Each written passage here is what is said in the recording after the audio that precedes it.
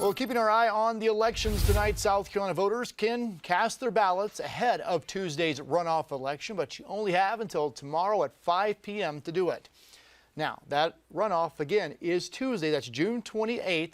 Now, if you did vote during the state primary, you can only vote for the party you selected then.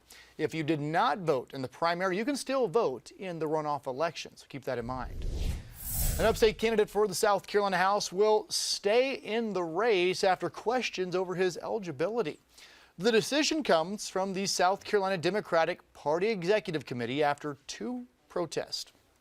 Fox Carolina's Zach Prelutsky sat in on this hearing this afternoon and has more from Columbia. Is there a process? The election protest process worked. I mean, that's really the bottom line. After 3 hours of testimony and discussion, the South Carolina Democratic Party Executive Committee voted to not decertify Derek Quarles from the House District 25 race. I'm really excited about the opportunity to stay on the ballot, to get back home and working for the individuals who put me in the runoff in the first place. It's unfortunate that my past is being used against me in my adult life, but I'm going to continue fighting for individuals who are like myself, who have a winless past, to make sure that their voices are heard and that they are represented at every level. Two protests filed by candidates Bruce Wilson and Adrian Atkinson asked for Quarles to be removed from the election because of a prior conviction. Both candidates disappointed by the ruling, which they say ultimately hurts the whole party. The Republicans could easily come in and take this seat.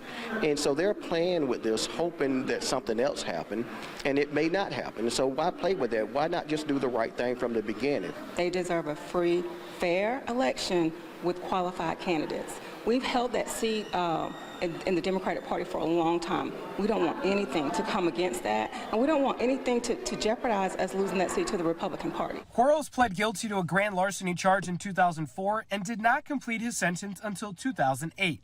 According to state law, a person is not qualified to hold office until at least 15 years has passed since the completion of the sentence or a pardon has been issued. While it has only been 14 years since Quarles completed that sentence, he was certified for the election by the state Democratic Party earlier this year. State party leaders say they don't have the resources or time to thoroughly vet every person running for office. We're not an investigative body. I can't go out and start turning up records just willy-nilly to try to certify somebody. We do our best. Quarles has applied for a pardon on this charge, but has not received one at this time. As of now, Quarles is scheduled to be in a runoff election next Tuesday with Wendell Jones. However, we're told that more legal challenges on his eligibility to be on the ballot is expected. For now, reporting in Columbia, Zach Prelutsky for Fox Carolina News. Some of the other races to watch on Tuesday: the Republican race for Superintendent of Education and the Republican race for Greenville County Council District 19. A reminder, again, that's Tuesday, June 28th.